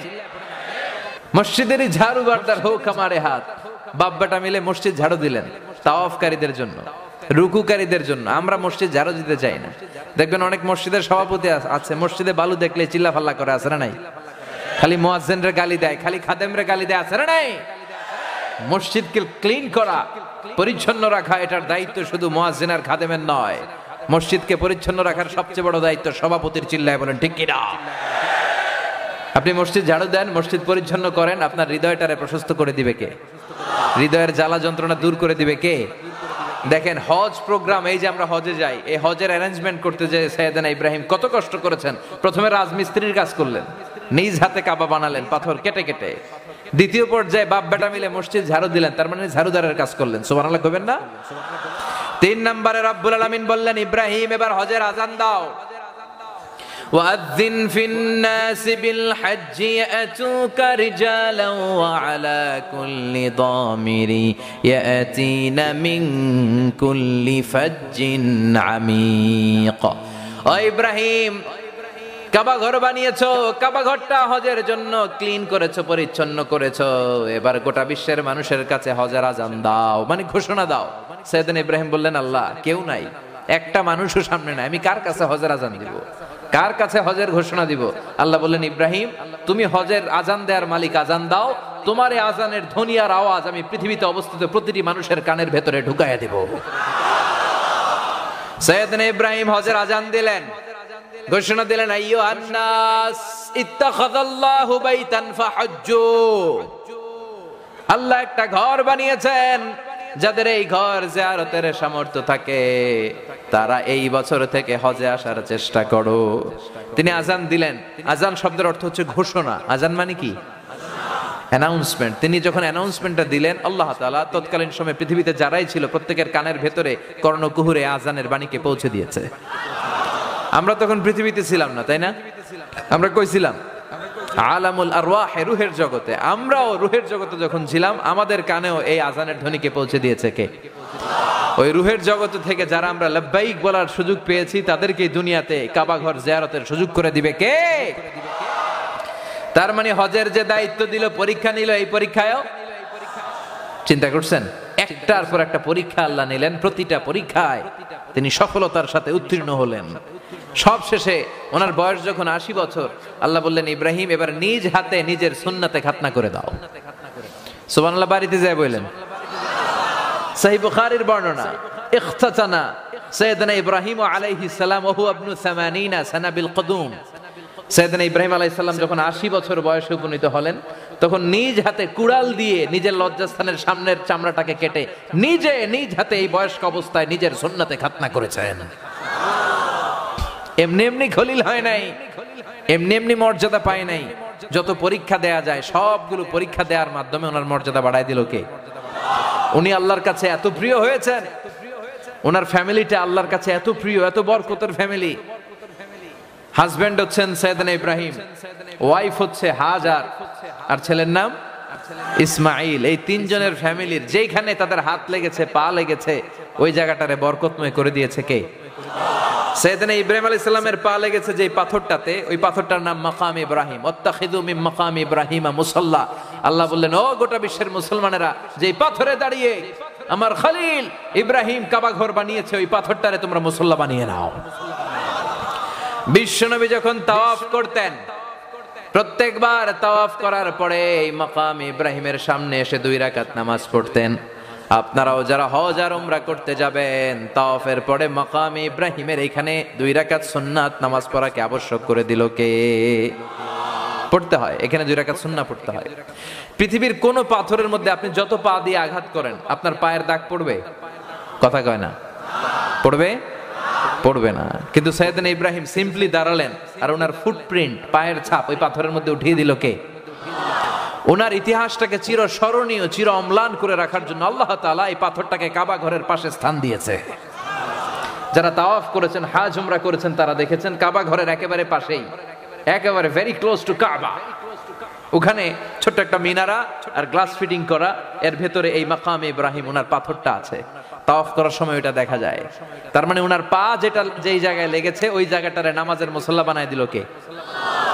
এবার ওনার স্ত্রীর কথায় আসেন। হাজার দুধের শিশু সাইয়েদনা ইসমাইলকে রেখে দিয়ে উনি পানির জন্য দৌড়াচ্ছেন, ডানে যায় আবার বায়ে যায়। মরুভূমিতে সূর্যের আলো যখন লেগে বসে ধুধু মরু প্রান্তরে বালুর মধ্যে, তখন চকচক করে মরিচিকার মতো মনে হয়, কাসারাত, মরিচিকা মনে হয় যেন সাগরের ঢেউ। আসলে কি সাগরের ঢেউ? উনি দৌড়ে একবার সাফায় যায়, আবার সাফা থেকে মারওয়াতে যায়, কিন্তু কোথাও পানি পায় না। 7 বার উনি এইখানে দৌড়াদৌড়ি করলেন পানির জন্য। 7 বার সাফা মারওয়ার মাঝখানে হাজার দৌড়াদৌড়ি করলেন। ওনার দৌড়াদৌড়িটা আল্লাহর কাছে এত ভালো লেগেছে, এই দৃশ্যটা আল্লাহর এত পছন্দ হয়েছে, কিয়ামত পর্যন্ত যারা হজ করবে, উমরা করবে, সাইয়েদাতুনা হাজারের মতো সাফার মারওয়ার মাঝখানে 7 বার দৌড়াদৌড়ি করাটা পৃথিবীর সব হাজীদের জন্য ওয়াজিব করে দিয়েছে কে? এই মহিলার স্যাক্রিফাইস, মানসিকতা, উৎসর্গ করার মানসিকতা, এই দৌড়াদৌড়িটা আল্লাহর এত ভালো লাগলো, আল্লাহ কয় কিয়ামত পর্যন্ত আমি এই দৌড়াদৌড়ি শুধু দেখেই যাব। আমার দেখতে খুব ভালো লেগেছে। হাজার যেমনি দৌড়ালো তোমরাও দৌড়াবা। হজ যারাই করতে যাবে, উমরা করতে যাবে, এখানে না দৌড়ালে হজই হবে না। সুবহানাল্লাহ পড়বেন না? দেখেন উনার পা যে জায়গায় লাগলো ওইটা হয়ে গেল মাসআ। মাসআ মানে মাকানু সাই, যেখানে সাই করা হয়। এবার আসেন উনাদের আদরের সন্তান সাইয়েদনা ইসমাইল। উনি দৌড়াদৌড়ি করে পানি পায় না, হঠাৎ পানির আওয়াজ, call call call call call call পানির আওয়াজ। দৌড়ে এসে দেখলেন সাইয়েদনা ইসমাইল আলাইহিস সালামের পায়ের ধাক্কায়, যেখানে উনি লাথি মারছিলেন, ওই পায়ের ধাক্কায় জমিন থেকে কল কল করে মিষ্টি পানি বেরোতে শুরু করেছে। তাইলে বাবার পা যে জায়গায় লেগেছে ওইটারে মুসাল্লা বানাইছে কে? মায়ের পা মানে ওয়াইফের পা যে জায়গায় লেগেছে ওই জায়গাটারে সাই করার জায়গা করেছে কে? সন্তানের পা যেই জায়গায় লেগেছে ওইটারে জমজমের কুয়া বানাইছে কে? সুবহানাল্লাহ পড়বেন না? উনি আসলেন, দেখলেন ছেলের পায়ের ধাক্কায় কল কল কল কল করে পানি বেরোয়। সাইয়েদনা ইব্রাহিম, হাজার আর ইসমাইল ওনারা কিন্তু আরবি জানতেন না, ওনারা ছিলেন সুরিয়ানি ভাষার লোক। কোন ভাষার? উনি ওনার সুরিয়ানি ভাষায় বলছিলেন, চারদিক দিয়ে পানি ঠেকানোর জন্য বাঁধ দিচ্ছিলেন। আমরা পানি আটকানোর জন্য কি দেই? কথা বলেন, বাঁধ দেয় না? উনি বালি দিয়ে বাঁধ দিচ্ছিলেন আর বলছিলেন পানি চলে যাস না, ঝাম ঝাম। ওনার সুরিয়ানি ভাষায়, নিজের ভাষায় বলছিলেন ঝাম ঝাম মানে থাম থাম, পানি যাস না, চলে গেলে তার পানি খুঁজে পাওয়া যাবে না। নিজে বাদ দিচ্ছিলেন আর নিজের ভাষা সুরিয়ানি ভাষায় বলছিলেন ঝাম ঝাম মানে থাম থাম, স্টপ স্টপ, কেফ কেফ। ওনার মুখনিসৃত এই ঝমঝম শব্দটা আল্লাহর এত ভালো লাগলো আরশের উপর থেকে, কিয়ামত পর্যন্ত এই কুয়ার পানির নাম আল্লাহ জমজমের কুয়ার পানি বানাই দিলেন। বিশ্বনবী বললেন ইন্নাহা মুবারাকা, এই জমজমের পানিটা বরকতের পানি। ইন্নাহা তুআমু তুআমিন ওয়া শিফাউ সুকমিন, পৃথিবীর সব পানি খেলে শুধু তৃষ্ণা নিবারণ হয়। এই যে এখানে মুমিন ভাই পানির ব্যবস্থা করে রাখছে না কয়েক জায়গায়, এই পানিটা খেলে শুধু কি নিবারণ হয়? তৃষ্ণা। কিন্তু জমজমের পানি পৃথিবীতে প্রাপ্ত পানিগুলোর মধ্যে এমন একটা পানি, যেই পানি খেলে শুধু তৃষ্ণা নিবারণ হয় না, ক্ষুধাও নিবারণ হয়। যারা হজে যায় একটা খেজুর আর সারাদিন জমজমের পানি খায়, ক্ষুধা যে কই ছিল কোথায় আছে কোনো কিছু টের পায় না। সুবহানাল্লাহ পড়বেন না? এটা বরকতের পানি। বিশ্বনবীকে যখন মেরাজ রজনীতে আল্লাহর আরশে নিয়ে যাওয়া হবে, সাইয়েদনা জিবরাইল বিশ্বনবীকে হাতিমে কাবার মধ্যে শুইয়ে দিলেন, শুইয়ে বিশ্বনবীর গলা থেকে নাভি পর্যন্ত ছিঁড়ে ফেললেন। এটাকে বলে শাক্কে সাদার, আধুনিক ডাক্তারি ভাষায় বলে ওপেন হার্ট সার্জারি। বিশ্বনবীর ওপেন হার্ট সার্জারি করে বিশ্বনবীর হৃদয়টাকে বের করলেন, বুখারীর বর্ণনা। এরপরে হৃদয়টাকে সাইয়েদনা জিবরাইল জমজমের পানি দিয়ে ধৌত করলেন। তার মানে এই জমজমের পানির ভেতরে বরকত আছে না নাই? কি ফ্যামিলি, কি ফ্যামিলি! এই ফ্যামিলিটাই আমাদের অনুকরণীয় ফ্যামিলি। সাইয়েদনা ইসমাইল আমাদের মডেল, সাইয়েদনা ইব্রাহিম আমাদের মডেল, বিশ্বনবী আমাদের মডেল। সালমান খান আমাদের মডেল নয়, শাহরুখ খান আমাদের মডেল নয়, ঋত্বিক রোশন আমাদের মডেল নয়, কোন ক্রিকেটার, কোন ডান্সার, কোন নায়ক নায়িকা, গায়ক গায়িকা, কোন রাজনীতিবিদ আমাদের মডেল নয়। আমাদের মডেল হচ্ছে সাইয়েদনা ইব্রাহিম। চিল্লায় বলেন ঠিক কি না? আবার আল্লাহ বললেন ওয়াজআলনা ফি যুররিয়াতিহি নুবুওয়াতা ওয়াল কিতাব। সাইয়েদনা ইব্রাহিমের জীবনীতে এত বরকত আমি আল্লাহ দান করেছি। এই পৃথিবীতে যত নবী এসেছে বেশিরভাগ নবীকে আমি সাইয়েদনা ইব্রাহিমের বংশে পাঠিয়েছি। আল্লাহ জামা বাইনান নুবুওয়াতি ওয়াল কিতাব, কিতাবও দিয়েছেন, নবুয়তও দিয়েছেন। এই পৃথিবীতে যত নবী আছে এদের বেশিরভাগই সাইয়েদনা ইব্রাহিম আলাইহিস সালামের নাতিপুতি। সুবহানাল্লাহ পড়েন। ওনার বয়স যখন 86, আল্লাহ ওনাকে দান করলেন সাইয়েদনা ইসমাঈল আলাইহিস সালামকে। ইব্রাহিম আলাইহিস সালামের বয়স যখন 100, তখন হলো ইসহাক আলাইহিস সালাম। তাহলে বড় ছেলের নাম, ছোট ছেলের নাম, সবাই বলতে হবে বড় ছেলের নাম, ছোট ছেলের নাম। আবার বলেন এইটা, এইটা দুইটা চ্যানেল, ইসমাইল আলাইহিস সালামের চ্যানেল আর ইসহাক আলাইহিস সালামের চ্যানেল। পৃথিবীতে যত নবী এসেছে তার 99.99 ভাগ সাইয়েদনা ইসহাকের চ্যানেলে এসেছে। সাইয়েদনা ইসমাইলের চ্যানেলে কোনো নবী নাই। আর প্রতিটা নবী বলে গিয়েছে আস্তে আস্তে আস্তে আস্তে এমন একজন নবী আসবে যেই নবী হবে সর্বসেরা নবী। এখানে এই চেইনে এত নবী এসেছে, তারা ধারণা করে নিয়েছিল এই চেনে আর কোনো নবী আসবে না। এটা আটকুরা চ্যানেল। কি চ্যানেল? এই চ্যানেলে কোনো নবীই নাই, এই চ্যানেলে খালি নবী, হাজার হাজার নবী। আস্তে আস্তে আস্তে আস্তে এদের মধ্যে অহংকার বেড়ে গেল এই গোষ্ঠীর, যে শেষ নবীটাও মনে হয় এই চ্যানেলে আসবে। কিন্তু সাইয়েদনা ঈসা আলাইহিস সালামের পরে এই চ্যানেলে আল্লাহ আর কোনো নবী পাঠালেন না। তার 570 বছর পরে আল্লাহ শেষ নবীটারে সাইয়েদনা ইসমাইলের চ্যানেলে পাঠিয়ে দিলেন। এই চ্যানেলের লোকদেরকে বলে বনি ইসরাইল, আর এই চ্যানেলটাকে বলা হয় বনি ইসমাইল। আমরা বনি ইসমাইল। চিল্লায় বলেন আমরা কি? আর এরা হচ্ছে বনি ইসরাইল।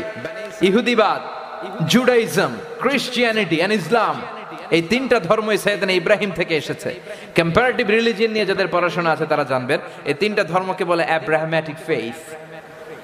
অ্যাব্রাহামেটিক ফেইথ, সাইয়েদনা ইব্রাহিম আলাইহিস সালাম থেকে এই তিন ধর্ম এসেছে। খ্রিস্ট ধর্ম আল্লাহর পাঠানো ধর্ম, ইহুদিবাদ আল্লাহর পাঠানো ধর্ম, ইসলাম আল্লাহর পাঠানো ধর্ম। কিন্তু খ্রিস্টবাদ আর ইহুদিবাদ এটা ইন লাইন উইথ শরিয়া, আল্লাহর দেয়া শরীয়তের উপর চলে নাই। তারা মন গড়া তাদের কিতাবকে চেঞ্জ করেছে। চিল্লা এখন ঠিক কিনা? কিন্তু বিশ্বনবীর উপর নাজিল হওয়ার পর থেকে আজ পর্যন্ত এই কোরআন আল কারীমের একটা আয়াত কি কেউ চেঞ্জ করতে পেরেছে? একটা শব্দ, একটা নুকতা। কিয়ামত পর্যন্ত কেউ কোরআনের কোন একটা অক্ষরকে চেঞ্জ করতে পারবে? এই কোরআনের কপিগুলোকে যদি আগুন দিয়ে জ্বালিয়ে দেয়া হয় তাহলে এই পৃথিবী থেকে কোরআন শেষ হয়ে যাবে। কথা কন। যদি আগুন লেগে ধ্বংস হয়ে যায়,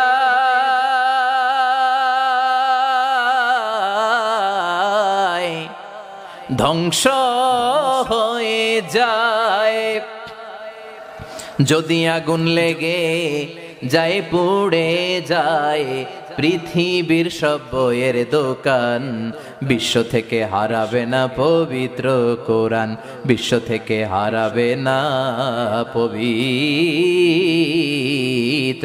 কোরআন। ঠিক কি না? সব কোরআনের কপি জ্বালিয়ে দেয়া যাবে, কিন্তু আমাদের হাফেজ ভাইদের হৃদয়ের ভিতরে, সিনার ভিতরে কোরআন আছে না নাই? ব্রিটিশরা যখন এই ভারতবর্ষ ছেড়ে চলে গেল, তারা 11 সদস্যের একটা কমিটি বানিয়ে গেল। দেখো তো এই মুসলমানদেরকে কিভাবে সমাজ থেকে বিতাড়িত করা যায়, দুর্বল করে ফেলা যায়।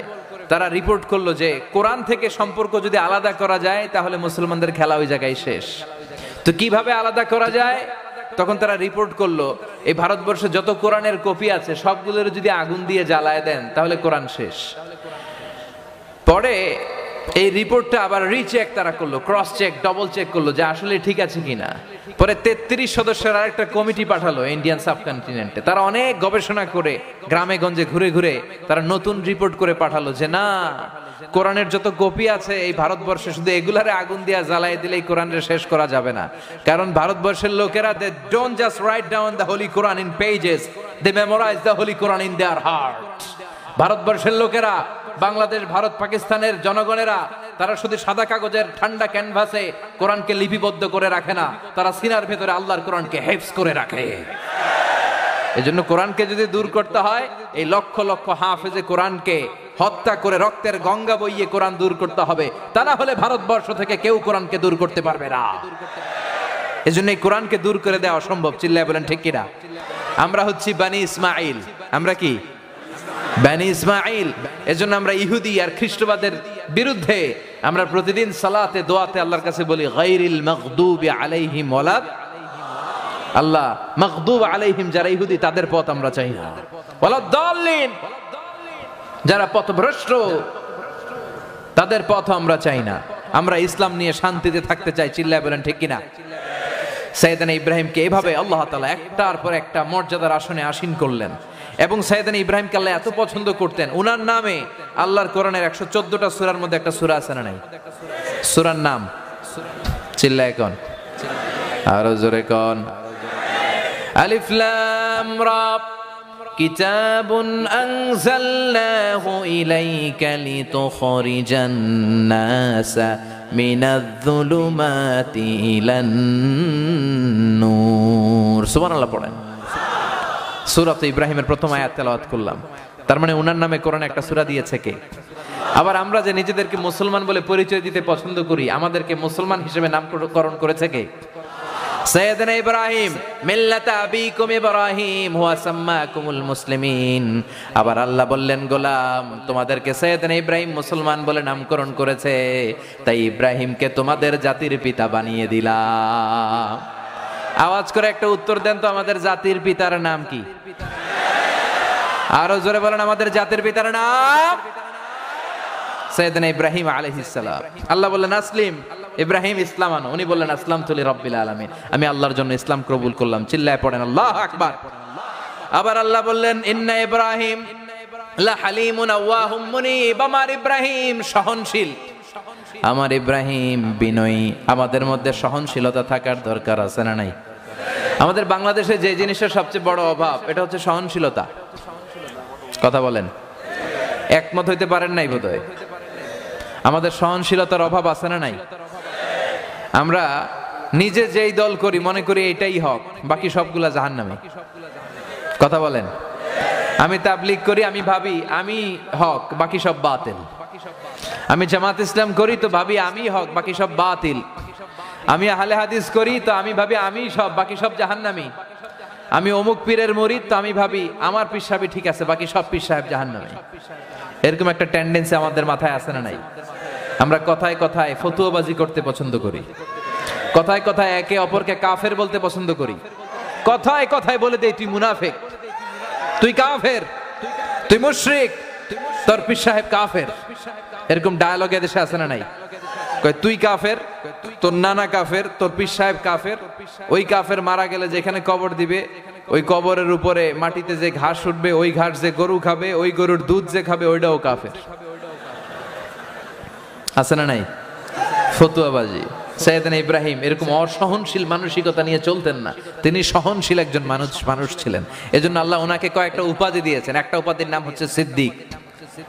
একটা উপাধি কি? রাব্বুল আলামিন বলেন ওয়াযকুরু ফিল কিতাবি ইব্রাহিম ইন্নাহু কানা সিদ্দিকান নাবিয়্যা। আমার ইব্রাহিম ছিল সিদ্দিক। সিদ্দিক মানে সত্যবাদী, যিনি সত্য প্রকাশে, সত্য গ্রহণে, সত্যের ব্যাপারে আপোষহীন, হকের ব্যাপারে কারোর সাথে আপোষ করতে রাজি নয়। চিল্লায় এখন ঠিক কিনা? বিশ্বনবীর এক সাহাবী ছিল আবু বকর। বিশ্বনবী মেরাজ থেকে এলেন, বললেন মাঝরাতে ফিলিস্তিন গিয়েছি, জান্নাত জাহান্নাম দেখেছি, আল্লাহর আরশে গিয়েছি, আল্লাহর সাথে কথা বলেছি, আবার ফজর হওয়ার আগেই মক্কায় ফিরে এসেছি। মক্কার লোকেরা বলতে আরম্ভ করলো মুহাম্মদের মাথার তার ছিঁড়ে গেছে। নাউজুবিল্লাহ পড়েন।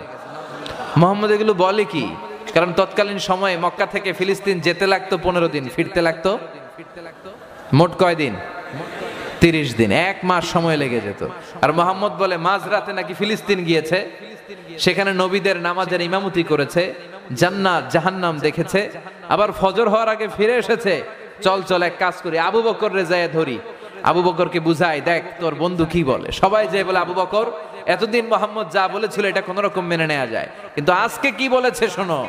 সাইয়েদনা আবু বকর বললেন মাযা ক্বালা নবিয়ুনা মুহাম্মদ, আমার পেয়ারা নবী কি বলেছে? তোমার নবী বলেছে মাঝরাতে নাকি ফিলিস্তিন গিয়েছে, আল্লাহর আরশে গিয়েছে, আবার ফজরের আগে নাকি ফিরে এসেছে। সাইয়েদনা আবু বকর বললেন সত্যি কি আমার নবী এই কথা বলেছে? আবু জাহেল, উতবা, শাইবা, ওয়ালিদ ইবনে মুগীরা সবাই বলে হ্যাঁ তোমার নবী এই কথাই বলেছে। সাইয়েদনা আবু বকর বললেন আমার নবী যদি এই কথা বলে থাকে, আমার নবী সত্য বলেছে। বিশ্বনবী সাইয়েদনা আবু বকরের উপর খুশি হয়ে গেলেন। বিশ্বনবী বললেন আবু বকর মিনাল ইয়াউম আনতা লাস্তা আবু বকর ফাকাত, আজকে থেকে তুমি শুধু আবু বকর নও, আজকে থেকে তুমি হলা আবু বকর সিদ্দিক। সত্যবাদী, সত্য প্রকাশে, সত্য গ্রহণে, ন্যায় প্রতিষ্ঠায় যারা আপোষহীন, কারোর সাথে কোনো ধরনের আপোষ করে না, চিৎকার করে বলেন ঠিক কিনা? আবার আল্লাহ বললেন আমার খালিল ইব্রাহিম শুধু সিদ্দিক নয়, সে হচ্ছে খালিল। খালিল মানে হলো দোস্ত, খালিল মানে বন্ধু। খালিল মানে কি? ইত্তাখাযাল্লাহু ইব্রাহিমা খালিলা, আল্লাহ তাআলা সাইয়েদনা ইব্রাহিম আলাইহিস সালামকে খালিল বানিয়েছেন, বন্ধু বানিয়েছেন। বিশ্বনবীকে বানালেন হাবিব, আর সাইয়েদনা ইব্রাহিমকে বানালেন খালিল। বিশ্বনবীকে বানাইছে কি? আওয়াজ করে সবাই বলেন। আপনাদের কি ঘুম আসছে? ঝিমুনি আসছে? কষ্ট হচ্ছে? ওরে আল্লাহ, অনেক রাত, 11:15 শেষ করে দেই। আর কয়েক মিনিট শুনবেন। শুনবেন শুনবেন, আওয়াজ করে তাকবীর পড়া যাবে, জোরে না আসছে? এক একটা তাকবীরের আওয়াজে এই আকিজ ফাউন্ডেশনের আয়োজনে এই প্যান্ডেলটারে কাঁপানো যাবে, কাঁপানো যাবে মুসলমান। লিল্লাহে তাকবীর, লিল্লাহে তাকবীর, লিল্লাহে তাকবীর। সাইয়েদনা ইব্রাহিম আলাইহিস সালামের উপাধি দিলেন আল্লাহ খলিল, আর বিশ্বনবীর উপাধি দিলেন, আওয়াজ করে বলতে হবে, ইব্রাহিম আলাইহিস সালামের উপাধি, বিশ্বনবীর উপাধি। আওয়াজ হয় না, আওয়াজ করে বলেন, সাইয়েদনা ইব্রাহিম আলাইহিস সালামের উপাধি, বিশ্বনবীর উপাধি। খলিল মানেও বন্ধু, হাবিব মানেও বন্ধু, কিন্তু খলিল মানে এমন বন্ধু যে বন্ধু আল্লাহরে খুশি করার জন্য কাজ করে, আর হাবিব মানে এমন বন্ধু যে বন্ধুরে খুশি করার জন্য আল্লাহ নিজেই কাজ করে। তার মানে কার দাম বেশি? কথা কন। হেরা হতে হেলে দুলে নুরানি তনু কে আসে হায়, সারা দুনিয়ার হেরে মেরে পর্দা খুলে খুলে চায়, সে যে আমার কমলিওয়ালা কমলিওয়ালা। তার ভাবে বিভোল রাঙা পায়ের তলে, পর্বত জঙ্গল টল মল টলে, খুরমা খেজুর বাদাম জাফরানি ফুল ঝরে ঝরে যায়, সে যে আমার কমলিওয়ালা কমলিওয়ালা। হেরা হতে হেলে দুলে নুরানি তনু কে আসে হায়, সারা জাহানের হেরে মেরে পর্দা খুলে খুলে চায়, সে যে আমার কমলিওয়ালা কমলিওয়ালা, সে যে আমার কমলিওয়ালা কমলিওয়ালা। সুবহানাল্লাহ পড়েন। বিশ্বনবীরে বানালেন হাবিব, আর সাইয়েদনা ইব্রাহিম আলাইহিস সালামকে বানালেন খলিল। বাপ বেটা দুইজনই আল্লাহর প্রিয়, এজন্য বাপ বেটা দুইজনের মধ্যে মিল আছে না নাই? আপনারা যে মাঝখানে উঠা বসা করতেছেন কেন? হ্যাঁ, উঠতেছেন কেন আপনারা? তাফসীর মাহফিলের একটা আদব আছে, অনেক লম্বা সময় বসে আছে, হ্যাঁ, ওয়াশরুমে যাচ্ছে, ওয়াশরুমে যায়, বসেন, বিশৃঙ্খলা করবেন না, একসাথে আমরা বিদায় নিব, একসাথে বিদায় নিব। আওয়াজ করে পড়েন ইনশাআল্লাহ। সাইয়েদনা ইব্রাহিম আলাইহিস সালামকে আল্লাহ তাআলা উপাধি দিলেন খলিল, বিশ্বনবীর উপাধি দিলেন হাবিব। তার মানে বাবা হইলেন খলিল, ছেলে হইল হাবিব। এই বাপ বেটার মধ্যে মিল আছে না নাই? হাদিস এবং কোরআনের আলোকে আমি সাইয়েদনা ইব্রাহিম আর বিশ্বনবীর মধ্যে 60টা মিল খুঁজে পেয়েছি। চিল্লায় বলেন কয়টা? শুনতে চান? শুনবেন সবাই। এক নাম্বার মিল হচ্ছে ফেস কাটিং এ মিল। সাইয়েদনা ইব্রাহিম আলাইহিস সালাম দেখতে যেমন ছিলেন, বিশ্বনবীও দেখতে তেমন ছিল।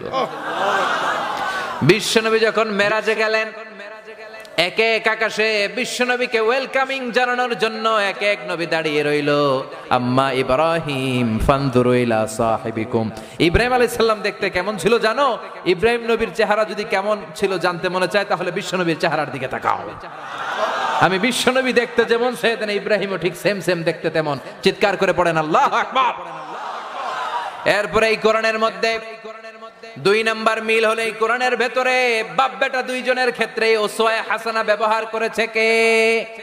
লাকাদ কানা লাকুম ফি রাসূলিল্লাহি উসওয়াতুন হাসানা। বিশ্বনবীর জন্য, বিশ্বনবীর জীবনী থেকে আমাদের জন্য আদর্শ আছে না নাই?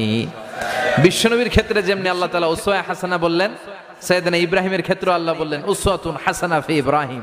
তার মানে বাপ বেটা দুইজনের মধ্যে আমাদের জন্য উসওয়ায়ে হাসানা আছে না নাই? এরপরে 3 নাম্বার মিল হলো, বাপ বেটা দুইজনই উলুল আজমি মিনার রসুল। এই পৃথিবীতে নবীদের মধ্যে 5 জন সেরা, যারা সবচেয়ে বেশি পরীক্ষা দিয়েছে। 1 নাম্বার সাইয়েদনা নূহ, 2 নাম্বার সাইয়েদনা ইব্রাহিম, 3 নাম্বার সাইয়েদনা মূসা, 4 নম্বরে সাইয়েদনা ঈসা, 5 নম্বরে বিশ্বনবী মুহাম্মদ রাসূলুল্লাহ সাল্লাল্লাহু আলাইহি ওয়াসাল্লাম। তার মানে এই উলুল আজমি মিনার রসুলের মধ্যে বাপ বেটা আছে না নাই? কথা কন।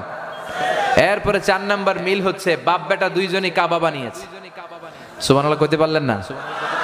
সাইয়েদনা ইব্রাহিম বানিয়েছে বয়স্ক অবস্থায়, আর বিশ্বনবী বানিয়েছেন ছোটকালে। বিশ্বনবীর বয়স যখন 10, বয়স কত? আমরা 10 বছর বয়সে তো অনেক সময় লুঙ্গি খুলে হাঁটতাম, কথা কয় না? 8-10 বছরের বাচ্চারা মাঝে মাঝে লুঙ্গি খুলে ফেলে না? কথা বলেন ইনশাআল্লাহ। 8-10 বছর যখন আমাদের ছিল, আমরা অনেক সময় লুঙ্গি খুলে পুকুরের মধ্যে ডুবাইতাম। ভুলে গেছেন সব? খুলনা এগুলা চলে না? হ্যাঁ, সব জায়গায় চলে। গ্রীষ্মকাল আসলে, গরমে সব ছোট ছোট বাচ্চাগুলোর খুঁজে পাওয়া যায় না, পাওয়া যায় পুকুরের মধ্যে। সবগুলা লুঙ্গি এক জায়গায় থেকে পানিতে ডুবাইতে ডুবাইতে চোখগুলা লাল করে বাড়িতে ফিরে। আছে না নাই? বিশ্বনবীর বয়স 8, কাবা ঘর নির্মাণ কাজে হাত দিলেন। সবাই এই সম্মানিত কাজে অংশগ্রহণ করলেন। সবাই নিজ হাতে পাথর কেটে কেটে কাঁধের মধ্যে পাথর বয়ে আনে। মক্কার ছোট বাচ্চারা বাদ যাবে কেন? বিশ্বনবী ওনার সাঙ্গপাঙ্গ নিয়ে এই কাজে অংশগ্রহণ করলেন। সুবহানাল্লাহ পড়েন। ওনার বয়সের 8-10 বছরের বাচ্চারা সবাই লুঙ্গি খুলে ফেলছে। সবাই কি করছে? লুঙ্গি খুলে ভাঁজ করে কাঁধের মধ্যে রেখেছে, আর এই ভাঁজ করা লুঙ্গির উপরে পাথর টেনে টেনে এনে তারা সহযোগিতা করছে। সুবহানাল্লাহ পড়েন। কিন্তু বিশ্বনবী লুঙ্গি খুলে না। কি নবী আমরা পাইছি! আহা, হালিমাতু সাদিয়া, বিশ্বনবীর দুধমার বাড়িতে যখন বিশ্বনবী লালিত পালিত হয়েছেন, দুধ খেয়েছেন 5 বছর, হালিমাতু সাদিয়া বিশ্বনবীকে লালন পালন করলেন। হালিমাতু সাদিয়া বলে, এই কুরাইশি মুহাম্মদের এমন একটা গুণ ছিল, আমি কোনোদিন এই কুরাইশি মুহাম্মদকে কখনো কাঁদতে দেখি নাই। ক্ষুধা লাগলেও এই ছোট মুহাম্মদ কাঁদে না, ব্যথা পেলেও কাঁদে না, কিন্তু লজ্জাস্থানের জায়গা থেকে কাপড়টা একটু সরে গেলেই শিশু মুহাম্মদ চিৎকার দিয়ে ওঠে। কি লাজুক ছিলেন আমার নবী! সব বাচ্চারা লুঙ্গি খুলে পাথর টানে, কিন্তু বিশ্বনবী লুঙ্গি খুলে। বিশ্বনবীর চাচা আবু তালেব বললেন, ভাতিজা সবাই লুঙ্গি খুলছে, তুমিও খোলো। বিশ্বনবী বলে, না চাচা, আমি খুলবো না। সুবহানাল্লাহ পড়বেন না? এজন্য বাচ্চাদের লুঙ্গি খোলাবেন না। অনেক সময় ছোট বাচ্চা, 8-10 বছরের বাচ্চা অনেকে লুঙ্গি খুলে ফেলে, বলে খোল বেটা, তুই ছোট মানুষ। ও ছোট হইলে ওর একটা প্রেস্টিজ আছে না নেই? এখন থেকে যদি লুঙ্গি খোলা শিখান তাহলে অশ্লীল হবে, বেয়াদব হবে। চিল্লায় বলেন ঠিক কিনা? আর যদি লাজুকতা শিখান তাহলে এই ছেলেগুলো দেশপ্রেমিক হবে, সাইয়েদনা ইব্রাহিম আলাইহিস সালামের উত্তরসূরি হবে। বিশ্বনবী লুঙ্গি খোলেন না। চাচা আবু তালেব বললেন, এই বেটা খোল, ছোট মানুষ। বিশ্বনবীর লুঙ্গির গোছা ধরে টান দিয়েছে। টান দিতে দেরি, বিশ্বনবী বেহুশ হয়ে জমিনে পড়তে দেরি হয় না। কেউ বিশ্বনবীর লজ্জাস্থান চোখ দিয়ে দেখে নাই, চিৎকার করে পড়তে হবে আল্লাহু আকবার। তার মানে সাইয়েদনা ইব্রাহিম কাবা ঘর নির্মাণ করেছেন, বিশ্বনবীও করেছেন। এই দুই দিক থেকেও বাপ বেটার মধ্যে মিল আছে না নাই? কথা কন। 5 নাম্বার মিল হলো, এই বাপ বেটা দুইজনই হিজরত করতে বাধ্য হয়েছেন। যারা ইসলামের পক্ষের শক্তি, যারা ইসলামের কথা বলে, যারা ইসলামের পক্ষে থাকে, তারা নিজ এলাকায় থাকতে পারে না। নিজ ইউনিয়ন ছেড়ে অন্য ইউনিয়নে গা ঢাকা দিয়ে থাকতে হয়। নিজ থানা ছেড়ে দিয়ে অন্য থানায় ঘুমাতে হয়।